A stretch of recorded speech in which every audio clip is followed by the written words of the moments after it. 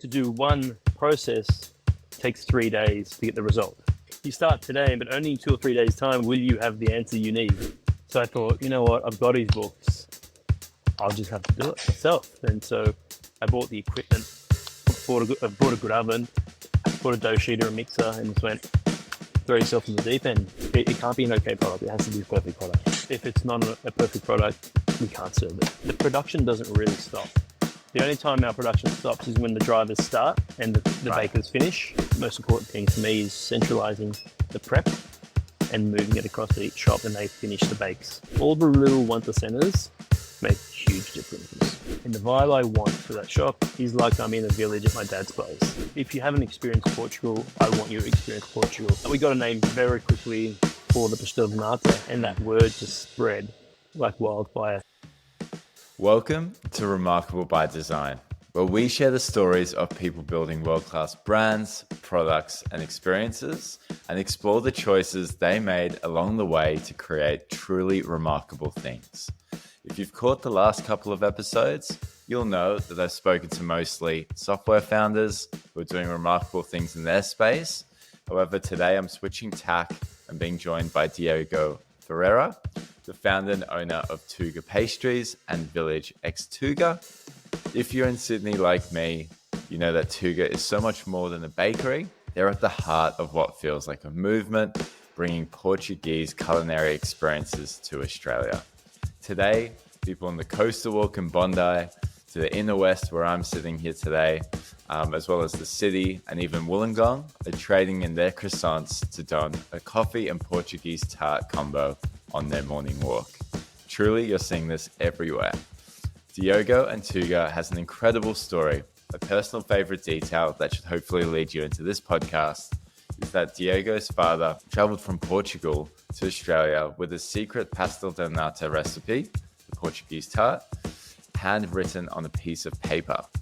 However, Diogo never learnt how to make the tart from his father and instead spent a few years testing, reading blogs, speaking to old family members, and reviewing old recipes to eventually land on the incredible Tuga flavors that you have today. And I hear through the grapevine that there's still only 3 people in the world living today who know what that recipe is.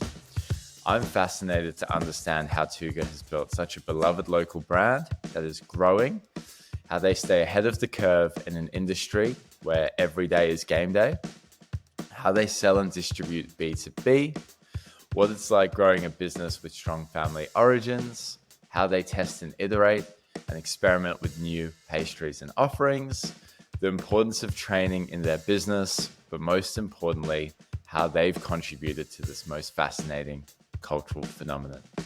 I hope you enjoy this conversation with Diogo as much as I did. Enjoy the show. Diogo, welcome to the show. I am so thrilled to have you here today, not only just to chat about your story, your family story, and kind of the growth of Tuga Pastries, but also that this is your first podcast. So massive welcome. Thank you for having me. Yes, first one, so it'll be exciting. It's super exciting. So I'm excited to get stuck into the story for many reasons. One place we can start, as we all do, is with family. And I think, within the Tuga story, it's such an important place to start. I've read a little bit about your parents, Lucy and Gus. Can you tell me a little bit about their story and I guess where that fits into the origins of Tuga? Look, I guess they obviously from Portugal, very much country village sort of people. Their dad's from the north of Portugal, sort of farming kind of land there. It's hilly and mountainous land, but he grew up in a bit of farming and just a bit of everything. I guess back in the day, he just did what he had to do, right? Mum was from a village in the south, dry, no farming. So It was a different kind of life they both had.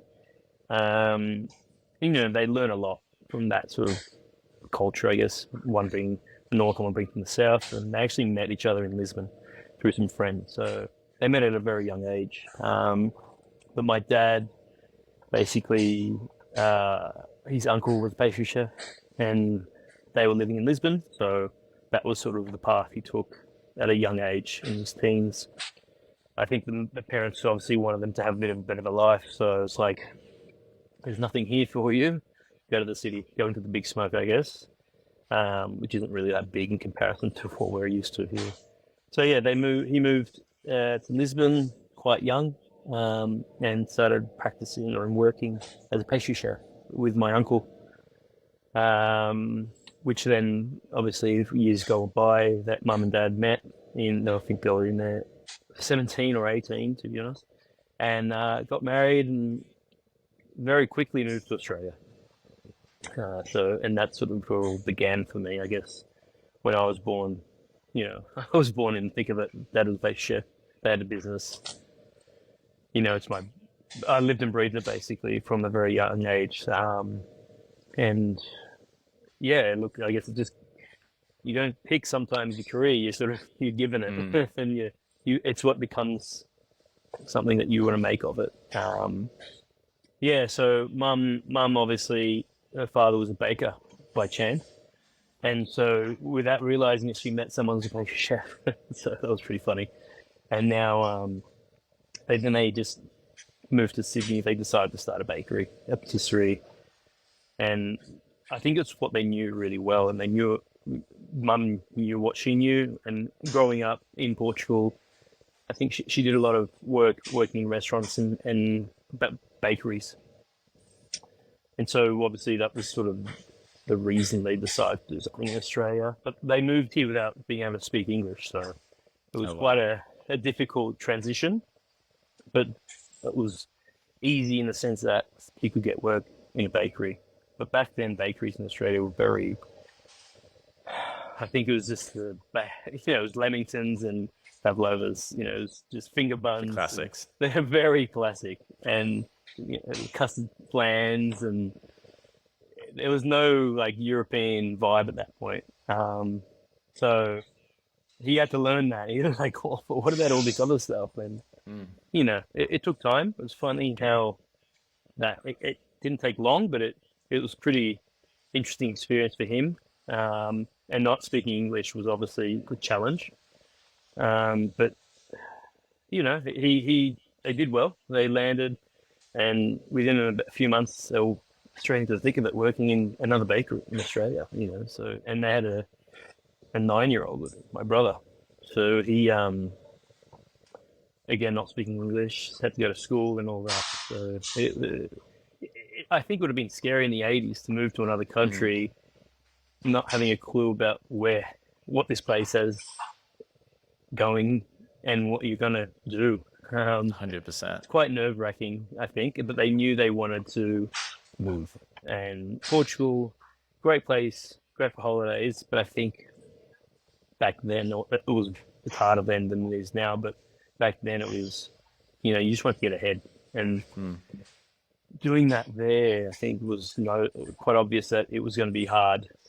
Dad was in the army before they moved here, so I guess, yeah, it was just, when you turn 18, you got to join the army, and then you got to do your time. So he did his time, and then they moved. So when they got here, obviously, it was like, shit, we got to make this work.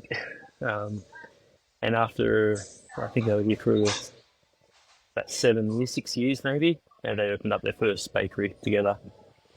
And they did that for quite some time. I think I was 16 or something when they decided to stop having their own business in Australia. Anyway, they actually moved to New Zealand and opened one up for a little while, cool. which is a bit of a sea change. But they threw themselves in the deep end again. Go somewhere different. At least they spoke the language this time, and they did that for a few years there as well. I think then they realized maybe we should slow down. Fair enough. Just take it back good to place to slow down. Yeah. Well, then they moved back to Australia. They were too far away from us, so we can't do this. Fair enough. Yeah, it's hard with family. Before we get too far away from it, like you mentioned, you were in the thick of it when your parents moved over. Like they were in the bakery. You lived and breathed this stuff. Yeah. Like, what was your role in all of this? Like, were you helping out on the bakery? Were you learning about the different elements of the business? Like I guess being you just young and seeing it. Yeah, I think being a kid, you're annoying at first because you're a young kid in the kitchen, and all they try and do is shut them up. Like, just go do something, and they try and keep you entertained in making a cake or just Oh, making a nice. mess, really. No Um, iPads. no Cake and iPads, exactly. Here's a bowl, throw some ingredients in there, and see what happens. Throw it in the oven after and burn it. nice. But I love to eat. I had a sweet tooth. Well, I could eat anything really. So I was actually quite a large child when I was a kid, and many holes in my teeth because I just ate everything. Luckily, we had a dentist next door, and so at that young age, for many many years, literally would spend my days in the shop, and I'd do anything. I'd even customer service. I'd serve customers. I'd wipe tables. I'd run cakes. I was good at it, but I just did it, and so it was just more entertaining for me. Mum and Dad knew I was busy. Customers put up with it, and it worked out. But years on, I guess, high school and all this, I would, go there first thing in the morning, primary school. Mum would take me to school, come back. I'd spend the rest of the day there. Their business, obviously, then over those years grew from a shop to wholesale business, and that was a 24-hour production. And so, Wow. my parents unfortunately worked a lot, being migrants. They'd wake up at ridiculous times, work all the way through until ridiculous time, come home, maybe have 4 hours sleep, bang, back up again, do it all again. So they did that for many years. So as I grew up, I would only see them ever in the kitchen, but never really at home. So yeah, it taught me a lot about ethics and working hard and all that sort of I'm stuff, sure. and understanding that there has to be a better way of working instead of just working yourself stupid, basically. So years on, I actually then wanted to learn more about the baking side of the game and the pastel nut and all these fantastic recipes my dad had. And so many times he'd try and kick me out of the kitchen, going, "Get out of the kitchen. This isn't for you. You trust me. You don't want to do this for a living. It's horrible." Blah. Like he just painted the worst picture possible. And I'm like, I understand, but surely there's a better way. Like there has to be a life balance here with working in bakeries.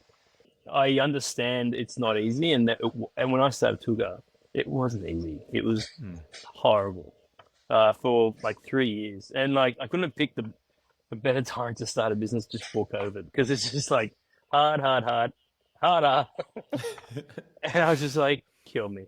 So Oh god. I at one point when when COVID hit, within the first 3 months, I'm like, I'm happy. I'll admit defeat. If I close everything, I'm okay. I don't mind. This shit happens, right? But fortunately, we got even busier, and so it actually worked in our favor, and we came out the other side much stronger, and with a very strong name as well at the same time. So things happen for a reason, I guess. And but 100%. to get there wasn't easy. Well, I guess, yeah, really great that you came from such strong foundation, seeing that work ethic, I guess, getting you through. And I'm keen to touch on like the really hard parts of pre-COVID, during COVID, Yeah. the things that made you stronger and kind of where you are today. Mhm. I read, maybe just to touch on finally around that kind of origin piece and your family, that, and I guess it makes sense given your parents didn't want you necessarily doing the baking side of things. Maybe they knew how hard it was and didn't want to pass that down, but that you learnt through reading blogs, testing, iterating, speaking to relatives, just trying to understand old recipes. Like, what did you learn through that process? And yeah, how did it all connect together from, I guess, your parents closing down their businesses, but then you wanting to get started and like kicking things off with Village and Tuga? So when I opened Village, my old man had passed away probably 6 years, maybe 7 years prior to that. About 6 years, I think. And I'm talking 4 years, 4 years before that. Sorry. So he had passed away in 2014. I opened in 2017, and so he was in partnership with someone before he passed away in Petersham, and he obviously was quite ill. So I then had as we knew he was coming to the end of his sort of life, we started gathering everything and organizing everything, obviously throwing that part of the business and all that. And I had all these recipe books. Obviously, 3-4 years later, I found a space in Grapevine, opened up Village. When I opened up Village, I was thinking, oh shit, I need pastries. And I had 2 cafes prior to that supplied my pastries to me. So when I had Village, I'm like, oh, who am I going to get to make my pastries? And so I was looking and trying, and I'm like, nothing's really hitting the nail on the head. So I thought, you know what, I've got these books. I'll just have to do it myself. And so I bought the equipment, bought a good oven, bought a dough sheeter, a mixer, and just went, throw yourself in the deep end. And that's where I spent 6 months of testing. The testing was my mum was part of it. So she obviously in the business for so long. She wasn't a pastry chef, but she did a lot of components and helped out in random bits and pieces of the business. But she knew certain parts. I knew certain parts. And then we had all the employees that knew other parts. And I thought, well, surely if we put our brains together here, we can all work it out together. I knew what the end result was like. And I'm like, I know what I need. I remember doing pieces of this puzzle. I just need to put them all together. And so that took a while. And I did make a ridiculous amount of mistakes in the process, which was great because it sort of, it gives you an answer. And you go, okay, well, I did that right or did it wrong. And you slowly get closer to the end result. But what's the frustrating part about it was to do one process takes 3 days to get the result. So you start today, but only in 2 or 3 days' time will you have the answer you need.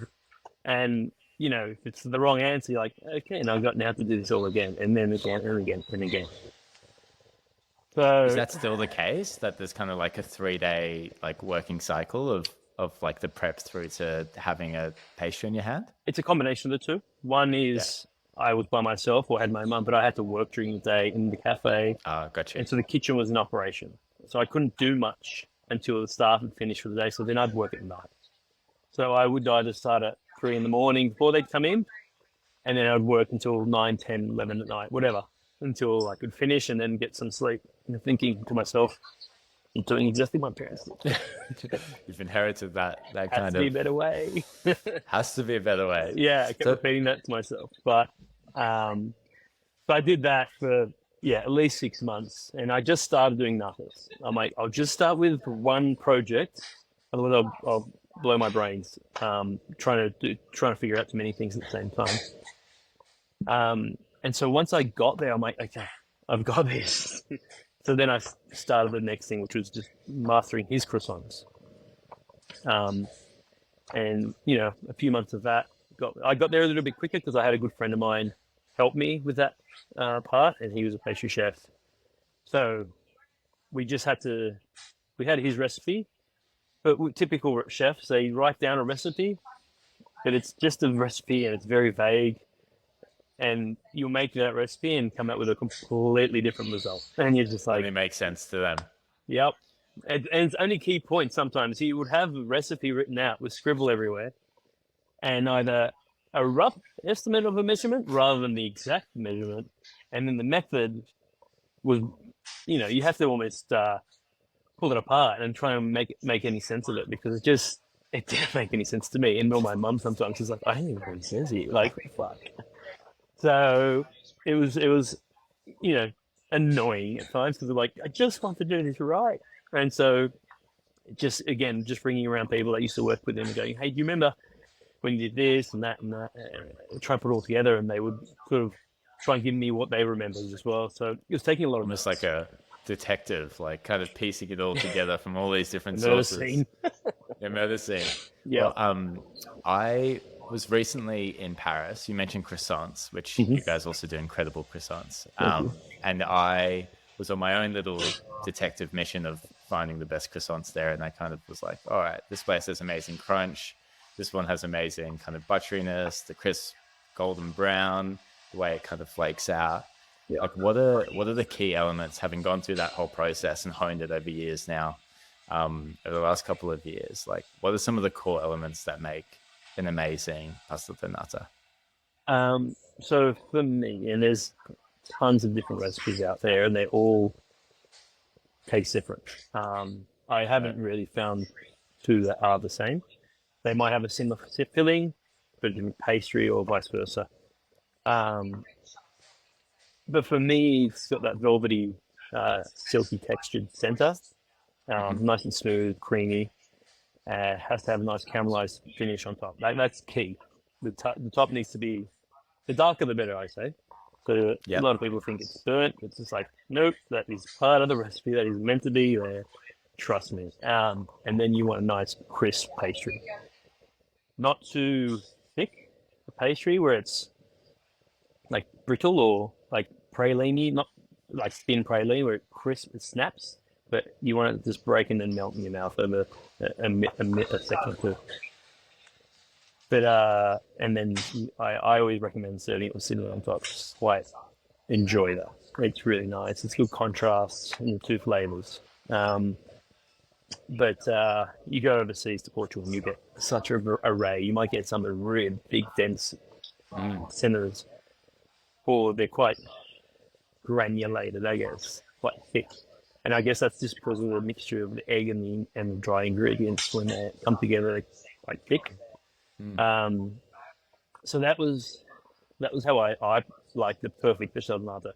My dad was very similar. I think I've made slight tweaks to the recipe Hmm. just to make it or taste the way I like to taste, but it's still very true to his recipe. And they're like minute changes. And then with his croissants, if you go back to early 2000s, which is when they almost finished their first business or sold their first business, what we did then and what you do now is very different. Like the presentation, the Oh, I'm finish, sure. the look of things. Back then it wasn't a competition. It wasn't everyone trying to recreate something and do it new and different. It was just a bakery. We did good stuff and we did it the traditional way, I guess. And you just make that great range of products and you make it every week. Nowadays, and especially with me, we like to make new things each week, virtually, and Right. every 6 months or so we do a whole new range of products as well. So you want to just keep it interesting. And the thing is, in this sort of time of this industry, I guess we're in, things are changing so rapidly. Food's changing, evolving Mm. rapidly. People have Instagram, so you can see everything in the world now. Every channel has a food channel, and so everyone's an expert on certain things at certain points. And so you almost have to be on your toes 24/7 with what you do. Mind you, I still love doing the traditional stuff. I try and bring back or try and introduce more Portuguese style Mm. sweets into our range where I can. Just because, really, if you think about it, we don't have a huge influence on cakes in Australia, the Portuguese sort of cakes. And I understand they're quite distinctive flavors and they're quite rich flavors that I feel like a lot of people in Australia might be like, "Ooh, it's too much, it's too strong." So I just subtly put it Mm. in certain desserts, and we are every year or so I try and increase our range and use those elements, but not do a full, bang in your face Portuguese dessert. It's like, 100%. well, this doesn't work. It's too much. Yeah. Oh, it's too sweet because we use a lot of sugar. And I'm it's sure. just it's holy hell. It's sweet and it's like in your face. So, Totally. but yeah, no, more and more we'll have more range in Portuguese desserts to be, just so we're doing our own thing and not really doing what everyone else is doing. And that's Yeah. something I'm trying to stay away from. Yeah, we have to do a big range of stuff that people are used to seeing and having. But at the same time, I'm really trying to sneak in something, that's not Yeah. common. That's awesome and such a point of difference. There's Mm. so much in what you just shared, from kind of like the experimentation each week and releasing new stuff to, um, I guess, how you get that initial piece right. Like, I'm keen to explore all of it and start shifting into there must be a better way. So one of the things you first touched on there was around no two tarts are the same. And I'm keen to understand, and it's one of the reasons why I started this podcast, is I feel like there's so many things that we just take for granted. But I'm keen to understand like what sits behind the consistency of being able to get a Tuga pastel de nata or one of your pastries, like when I go to M Deli in Bondi or Double Roasters down the road, like what goes into being able to have that consistency day in, day out? I guess that's all secret sort of stuff. But it's to an Fair. extent, at the end of the day, it's having a, like, everyone's got a recipe. I guess this is the trickiest part, is owning a bakery. And this is where I could see why my parents or my dad in the kitchen couldn't let go. Training. Right. He didn't, he would have great people working around him, but they all did their own thing. They did it their own way. And so your recipe was interpreted differently by everybody. And so at the end of the day, you because he was always there, he's checking. But the minute you step away, that's where the cracks start to appear. Since I started, I obviously then started training myself thoroughly in the sense that this is the recipe and this is how it's done. And yet now there are going to be changes over time as you making more, as your recipe grows and stuff, and you need to increase your volume. You got to make certain adjustments, and that's something I've got to do. But you've got to then just make sure you train your staff to replicate that same product and make sure that they understand the whys, I think, because all those little things, if they don't know why something happens, they won't fix it. So Gotcha. at the end of the day, it comes down to training, making sure they learn. Like, I had to train myself essentially, but I'd made the mistakes as well, and I knew what the outcome was meant to be. So that taught me also a lot of how to train someone else and Gotcha. how to make them understand the perfect sort of finish. And I'm quite, I don't like an okay product, and all the team are fully aware of that. It's like it can't be an okay product; it has to be a perfect product. So they know that if it's not a perfect product, we can't serve it. Makes sense. I mean, got to have those standards. Yeah. And you also mentioned kind of the day in, day out kind of process, as well as each week kind of experimenting with new stuff.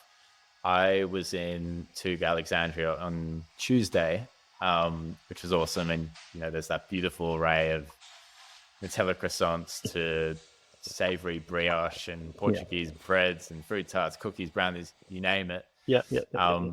How do you then land on what actually is shown in store and what you guys sell wholesale when you're testing things week in, week out? How do you kind of come to understand what people are loving and what you want to continue to serve your customers? I normally like to serve them what I like. It's my palate. Fair enough.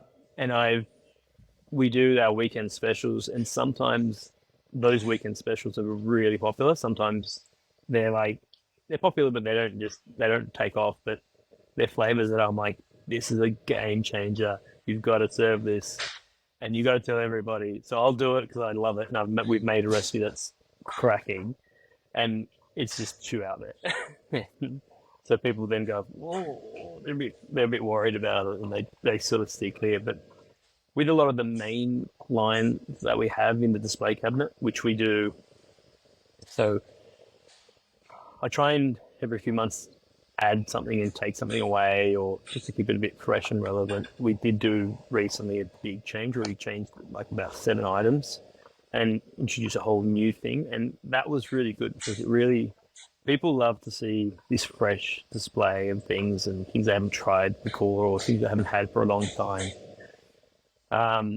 We do try and do similar with our wholesale customers, where we've got our core range, and it's things that cafes is a different game, I guess, where they just want to have 3 or 4 or 5 pastries, and they buy the same sort of range every week because it does well for their style business.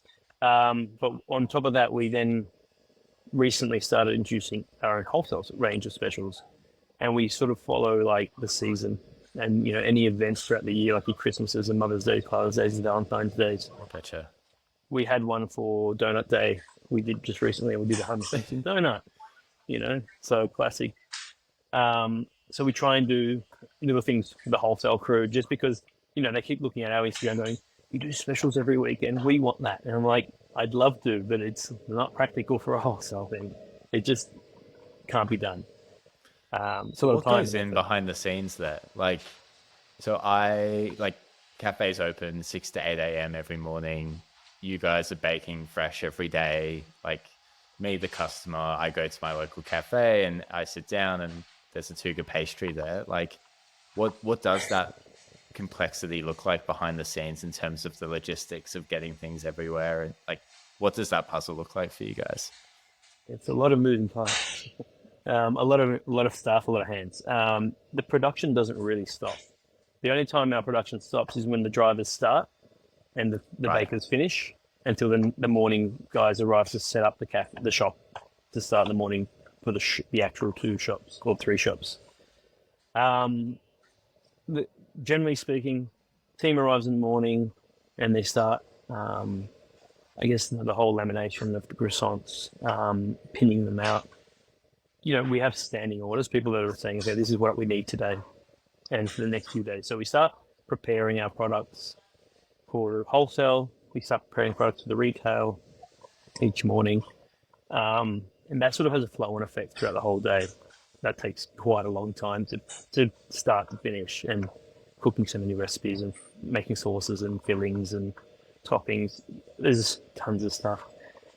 The bread also, breads needs 24 to 48 hours turnaround from start to finish. So we have a 48-hour turnaround for our sourdough, for our in-house sourdough. So, you might start Friday, you're going to bake it Sunday morning. So it's what's coming up on Sunday. We need to make sure we've planned it right for Friday. And then distribution of that. Yeah, logistics is crazy. We've got 6 vans that go out every morning, and get out to Sydney, because you want to bake that product and just put it in the cars and get it straight to the customers, so they're getting it as fresh as possible. So yeah, that's again another, like, it's tricky because we go now as far as Newcastle, all the way to Wollongong and out to Penrith. So we stretch our wings quite wide, just because we get a lot of inquiries for people wanting our stuff, and we haven't been able to do that quickly. It's been a very slow process, and we've just taken it easy, and it's word of mouth basically. So every time we get an inquiry, we look into it and go, okay, when can we get there and make it a feasible thing? We also then honestly have to deliver to our shops, or Corabelli at the moment, daily. So every day we go there with our fresh range, our fresh products, which the guys then load up into the provers for overnight, and they start baking early in the mornings as well there. So I guess the unique thing about the retail is that we make it on site. The idea is when we get to Marrickville, the same thing applies. Each shop will be baking for their own space, but we'll be making it all in-house, so that we have the consistency of the recipes. Again, it's like that thing, training. So if you're doing the same product in multiple sites from scratch to start to finish, you're going to have variations. And that's where it gets a bit tricky, because you can't be everywhere to see everything. So I guess the most important thing for me is centralizing the prep and moving it across to each shop, and they finish the bakes, so that you're getting freshly baked products, and all the recipes for each specials or whatever it might be are consistent with what you're expecting here and there and there. So that's why for wholesale, I guess it's great, because we again centralize it, all consistent, and then customers getting the same product. And how does that interact with, like, you guys have your cafes where we're doing production, you're selling those products, and then you have some of the wholesale customers and cafes, say like around Clovelly or Bondi, that might be close to the Tuga Clovelly store, but obviously on selling your goods. Like, how do those two things kind of interact with one another? Look, I don't have a problem with supplying people not too far from those shops, but at the end of the day, they've got their own clientele, their own crowd, their own style. So, and to be honest, not everyone wants to travel. Like, even though if you're in Coogee, it's not far to go to Clovelly, but they're still like, I don't want to drive. 100%. Yeah, so some people just like to stay put, right? And they just want it to be easy. But then there are a lot of people that just, they will go out of their way to come to us and get not just a croissant, but 45 other things as well, because it's like they eat with their eyes. So you just 100%. end up walking out with all these boxes going, shit, I'm going to eat this. But I've done that once or twice. yeah, we catch you. But to be honest, like, I'm a sucker for saying no.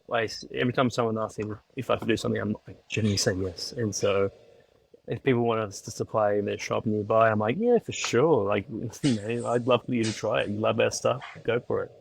And to be honest, it's like, if it's not our croissant, it's going to be someone else's. And a lot of the times I prefer them to be eating our croissant.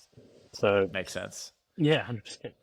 What you said before, I found really interesting, where you're introducing slowly and slowly more Portuguese flavors, or just kind of upping the ante every year, like testing, getting people used to the products that you guys sell. And like, genuinely, like, one of the core reasons why I wanted to have a chat was like, I've just been amazed. Like, I feel like the Portuguese tars everywhere.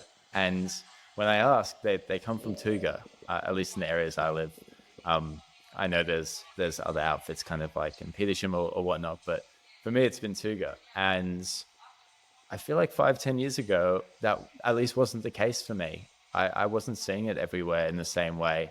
And so I feel like there's been a bit of a cultural phenomenon that's happened over the last couple of years. And I just wanted to understand a little bit more around like what you think that is, how you guys are contributing to it, and whether there's been like any education piece beyond kind of upping the ante of the flavors on your end. So I was saying before, my parents they had a wholesale business when I was quite young. And they were probably one of very few bakeries at the time doing what I'm doing now, but it was different times. And like I said, pastry wasn't sort of this, I don't know how to put it. It just wasn't as popular because of TV and Instagram and all that. So people would have it, but they wouldn't have it as much as they have now. This day and age, people eat pastry multiple times. I wouldn't say each person eats it multiple times a day, but people are eating it more often each week than they were prior. And so my parents, or my dad, was probably one of two people, I think, that would wholesale Portuguese style, or pastel de nata. And he was, so it basically has the same recipe, and his was really good. So it was between him and my dad and this other person, and Dad would always, he'd sell a lot more than this other person. And so the name pastel de nata wasn't really popular until he came on the scene.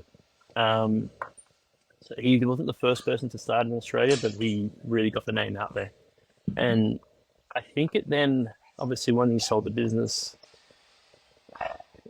the recipe slowly diminished, I think, with that new owner over time. And don't know why. Just unfortunately, they weren't Portuguese. They bought the business.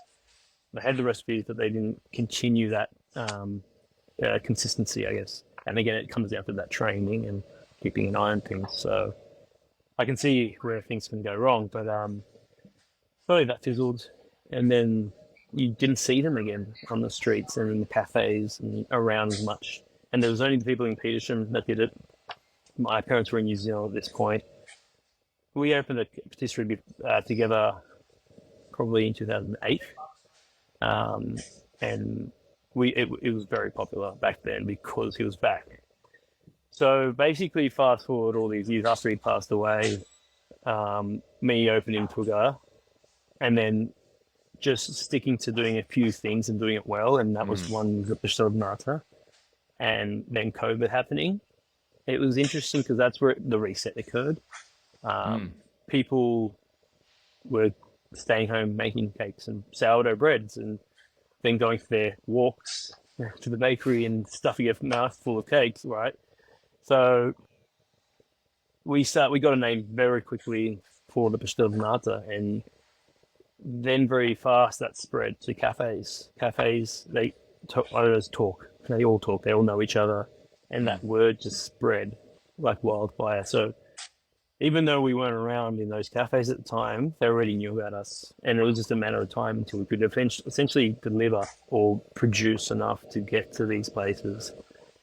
Um, it was weird because a lot of other I knew already a lot of these cafes just being in the game myself for many years. I started out doing coffee as soon as I could. So I'd been a barista for many years. And so my face in the years and stuff was quite popular. Everyone's like, oh, Diogo, you make coffee for me, blah, blah. I'm like, yes. And when I opened the cafe, everyone started coming to my cafe. And then as I started doing pastries, they started trying, like, this is really good. So Tuga then launched and took off and did really well. And so I already knew a lot of cafe operators that were buying from me. And then the older generation before me that had still cafes in the cities or out west and stuff had bought from my parents when I was a kid. So they started to work out, hang on, you're the son. Oh my God, yes. So that, it was really interesting because I knew them from a kid. I remember the names, I remember the people, I remember the shops sometimes.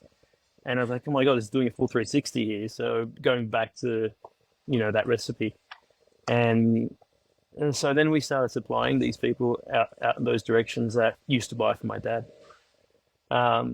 So it just happened. It wasn't really a plan.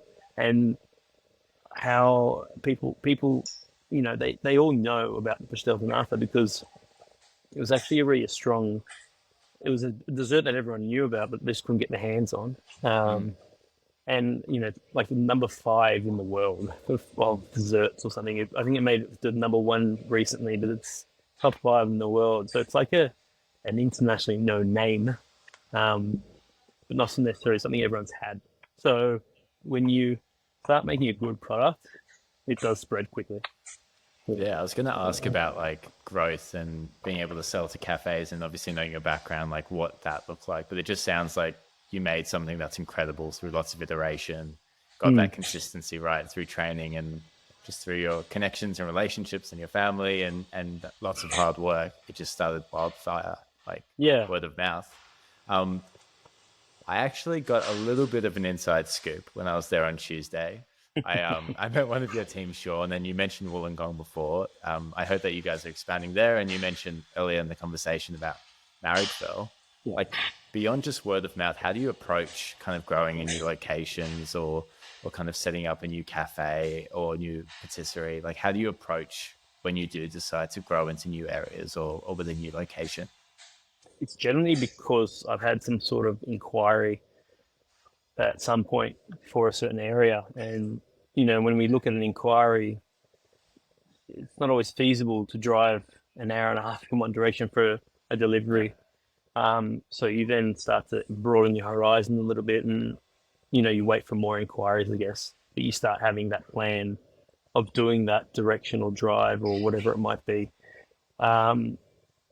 It's been now 7 years. So only in the last couple have we really, spread our wings, like I said. And so, and it's the same with Marrickville. Marrickville's actually where my parents had the business, the same building I'm moving into. So that was, so that's the only reason I'm moving there. Because Marrickville's and super because I'm expensive. there and I like your pastries. You can it's a stone throw from your place, I'm sure. But Marrickville's super expensive. But, all the small businesses are in Marrickville because they're a good size, a lot of these properties for those businesses. It's just if you don't have something there already, it's very expensive. Marrickville's just taken off. It's back when I was a kid and when my parents had the business there, it wasn't a cool place to hang out. Like especially in that Sydenham station and part of Marrickville where most of the factories are. It's just fights, druggies, junkies, everything. It was trouble. And my parents had the business and I'm thinking, why do they move here of all places? Fast forward now, it's like a fantastic move. So 100%. But moving to Marrickville 2 years ago or 3 years ago wasn't really the plan. The plan for Marrickville was something else to what it is today. Mum always had that property. Once they sold the business, they just rented it out to another bakery, and I wanted to do something with it. I'm like, it's such a great spot now. Marrickville's obviously evolving and becoming amazing, and I wanted to find a use. And I had all these ideas from places in Portugal that I'd been to. I'm like, oh, I'd just love to bring all that over here now, and my push of Portugal, just eat Portugal. Um, but then Tuga started. We've just been, very fortunate in growth and people liking what we do. And so I just want to, at the moment here in Alexandria, it's great, but we're in a shoebox. We're trying to do everything out of small little corners and stuff, and it's pretty tricky. Um, so quite fortunate to have that space in Marrickville and still available to us, so that I can, purpose fit it out for what we need, and showcase what we do in a different way and do more PFs. I guess it's interesting for me, like hearing about that kind of next phase for you guys, because and it makes total sense that it's all inquiry based how you grow, because then it feels like you've already got like a bit of a community feel. But one of the things that I love about the Clavelli spot and Alexandria is it does feel like it's a beloved brand, like in a community. And you mentioned before, like people don't want to necessarily drive to a cafe. They have their spot, they have their barista, as you experience, they have like the things that they love. How do you think about kind of creating and fostering kind of local community based brands, and how do you see that evolving as you go to Marrickville, bigger space, maybe growing to new places outside of Sydney? Like, have you started thinking about what that might feel like or what that might look like? When I started the cafe, I it was a Thai restaurant, and I was trying to work out what this cafe was going to be, how I was going to, what I was going to call it, and the style of food. And, I didn't want to it's just another cafe, right? Like everyone has a cafe in each suburb, and it's very much copy paste food. And so I was racking my head with the idea, and I was actually in Portugal in my godmother's village, who used to have the business where my bakery is, where Tuga is, the sugar caterer, hospitality again. And so we're in her village in Portugal in the north, and she's probably an hour away from my dad's village. And we're sitting in the town. So I'm sitting in there having lunch or drinking a little wine, I can't remember. And we're just having a chat, and I'm like, I just need to create a vibe. And the vibe I want for that shop is like I'm in a village at my dad's place in his town. And from there, we talked for ages about it, and we're like, you know what? That's it. It's going to be called Village, and then Village on Chloe, because we're on Clovelly Road. And it just sort of, that was it. It was like a little, brain fart I had, like the idea of the name, and then everything else sort of flowed on from there. So when I had Village, we always knew you're serving the locals. You're a cafe. You're not going to be drawing in people from all over Sydney. You're going to be supplying to the local community. So that was really important for me, is to make it a village vibe. People come in, they all knew each other. Their friends came, and and it was just nice to be there. It's a place you wanted to hang out, even though it was really small. It was still nice to sort of have that atmosphere. And then when I did next door, the name Tuga came to me instantly, because it was just like, besides people knowing me, the cafe, I thought, Tuga's a bigger picture. It's Portugal, it's the Portuguese stuff. And this is I want this to, if you haven't experienced Portugal, I want you to experience Portugal. So my thought behind it was, I want everyone to try this. I want everyone to understand what we've got. But the idea with that shop was to be a little bakery that everyone could try, because we could service anyone really, I guess, from that spot, but from the shop. But the plan was to have a life routine that I wanted, that work-life balance that my parents didn't have. And the plan was to open, throughout the year. And then when I have my holidays, I just lock the door and go. Yeah. And that was it. That was the plan. It was a very vague business plan. It was work when I have to work, go on holidays when I need to go on holidays. And it didn't happen because literally within that year, COVID happened. So I was like, but that was the original plan, and then it just escalated from there. So then when I started looking at space, I guess as we grow from us, it was during COVID, we moved to Alexandria, and I sat here out the front of that shop for weeks on end before I decided to take the space. And it was just the feeling I got was sitting out there. They were actually doing constructions on the road for a year and a half before it. So you couldn't actually see our shop in the street. It was completely fenced off with just construction work fencing. So you had to know we were there because you couldn't see us. So when I took the space, it was just at the start, it was just so we could do the production for that shop and for our wholesale customers. But I had the intention, I'm like, I don't want a kitchen that has no shop front.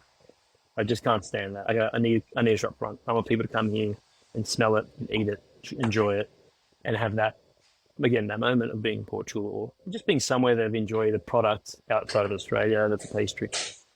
And so, but the weeks I sat at the front for weeks and just sat there pondering, what do I do? What do I do? Do I take it? If I take it, what do I do? And, I didn't know Alexandria that well. I knew Alexandria, but I knew it more of a, I guess, Marrickville commercial area. But as I was here, I could see like this residential blocks everywhere. And so it's quite a community. Yeah, it is. There's quite a community in the area that I wasn't aware of. And that's sort of one of the reasons I was really excited then to take it, because I'm like, we'll have our village, we'll have little vibes of people here as well. Because I love new faces, but I like seeing the regular faces too. So that was really important. And Marrickville, to me, is the exact same thing. I can't see it not having its regulars because Marrickville, so many people live there. And, Totally. And because we're near the station, everyone's going to be walking down that way that lives in Marrickville. And so I intend to make them know the little outpost is here. Amazing. So that's Yeah, kind but of the DNA. It's all about creating the village. It's still the same. yeah, it has that in the background going on all the time. Amazing. Yeah. I am watching the time, so I'm gonna get us to two final questions, if I Sure. may. No problem. We started the conversation around you saying there has to be a better way, kind of reflecting on your parents' experience. Yeah. Yeah. Like, how do you reflect on that now? Like, you guys must have honed so many elements as you've scaled and grown. Mm-hmm. Like, you've got this, incredible production. You've got the 6 trucks that go out and deliver, all over Sydney. Like, what is the better way that you've discovered? Like, how have you gone from just putting brutal hard work to use, and like, what are some of your reflections now, a couple of years in? Like, what is the better way that you guys have landed on? So I remember being a kid and being in bed at whatever hour it was, 10, 11, 12, midnight, 1 a.m. I have no idea. But I remember just hearing mum and dad come home and then falling asleep and then hearing him leave to go to work. And I'm like, what time is it? And have they just left or arrived? I was so confused. But I remember that vividly. And I'm like, okay, that's just what they have to do. That's life, I guess, for every parent, right? I'm sure it's normal. No idea if it was normal or not.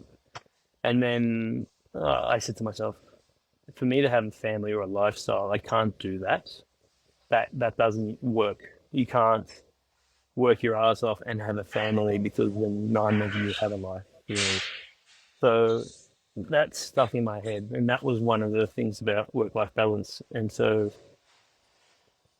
starting this business, I had that in my head the whole time, knowing, yes, it's going to be hard at the start, but it has to change or you just stop. And that was it. There was no, I'll try and make it work. It's just, it has to work or it just stops. That was it. It was black and white for me. Obviously, early on it was tricky and COVID threw a spanner in the works. So I had to really think about, okay, how do I make this work? But I did that. It was, the most important thing was you need to train and hire your staff and really have clear instructions of what you want out of it. People are here to do a job. Okay, great. But what is the job? So, and now we're fast forward to where we are today, and we've got an incredible team of people working here. And They How many help me people work there? a lot. A fair few. Look, we've got Cool.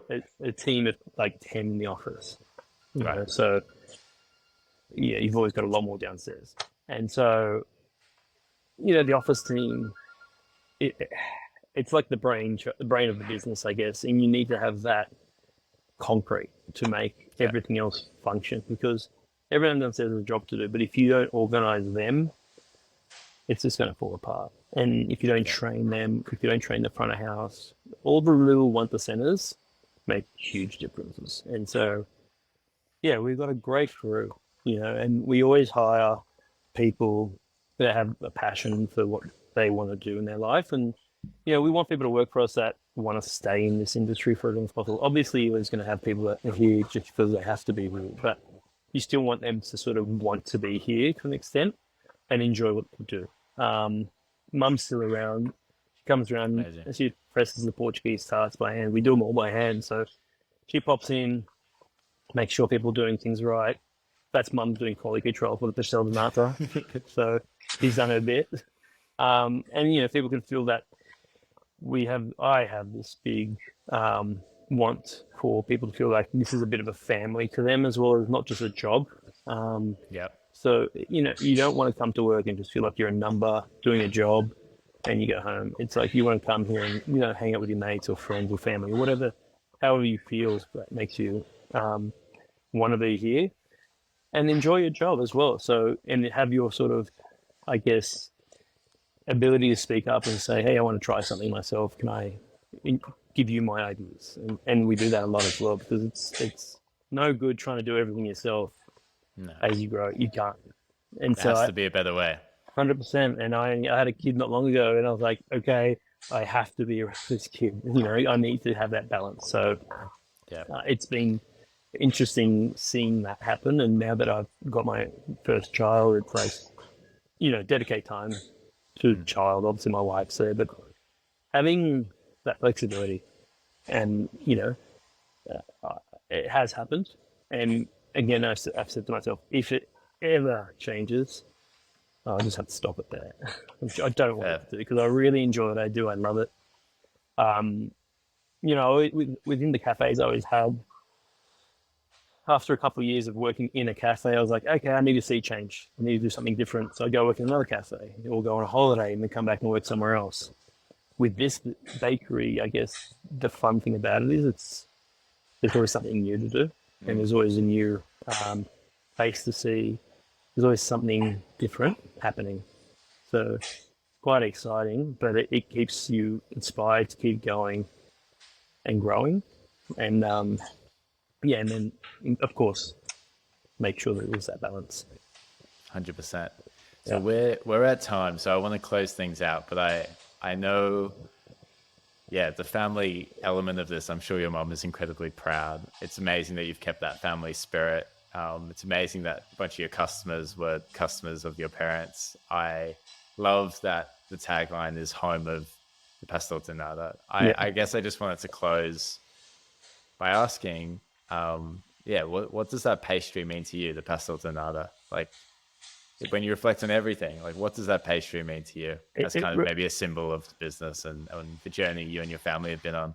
Yeah, look, it reminds me of being a kid. It reminds me of my dad. Reminds me of working in the business with my parents. Obviously, my dad was quite young, so every time I'm doing this, it's sort of it reminds me of him. And I know he's always looking down on me because everything I do happens. It just happens. It's not like a necessarily planned. And so I've always said, if it happens naturally, it's because it's meant to be, and it's because I'm being guided that way. So yeah, whenever I do these, I get flashbacks and memories and all that sort of stuff. And I got a lot of pictures around of him and mum and dad together, and when they had the business together. So to me, it's that. It's also a bit of Portugal as a kid. So because as a kid, went there a couple of times with my parents. Then the rest of that time after, I went by myself. So it's memories, I guess. It's what it brings back, and it's what it keeps me motivated because it's like, I have that memory alive in me, and then I want to pass that memory on, and let others experience the same sort of feeling. but everyone's feeling's different. It's just, but I still want them to express something or feel something. 100%. Well, Yeah, Diogo, I'm so glad that we got to spend this time together and for me to pleasure. hear your story, your family story. And I know we're all better for the fact that you're being guided to making these pastries. I cannot wait for Marrickville. Yes. In terms of building that village, you'll see me there. I'll start taking the train. Um, yeah, just wanted to say a massive thank you Thank for you. being on the show. Really appreciate it. Thank you for taking your time for the interview.